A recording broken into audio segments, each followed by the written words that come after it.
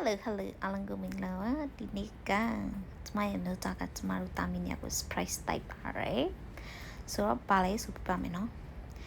သမီးလေးအတွက်ကတော့သူအခုလက်ရှိစီးနေတဲ့ trolley လေးဖြစ်ပါတယ်ဒါကသူတော့ဝယ်ပြီးလိုက်တာပါသူတော့ဝယ်ပြီးတာနဲ့ကျမတို့ကျမလူချင်တဲ့ပစ္စည်းကိုဝယ်ပေးဖို့ကျမမျိုးသားကတွားနေတာဖြစ်ပါတယ်ပါလဲဆိုတာပြမယ်နော်ပါလေဆိုတာပြပါမယ်ကဲဒါကရောက်ရှိလို့လာပါပြီကျမလူချင်တဲ့အရာကကျန်းကျန်းကိတ်ကဖြစ်ပါတယ်ကျမရဲ့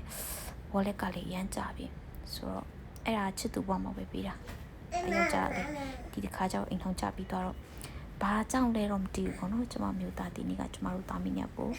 surprise တိုက်ပါတယ်ဆိုတော့အရင်ပြောတဲ့နေ့လေးပေါ့နော်ဆိုတော့ကျမပါဝယ်လေ wallet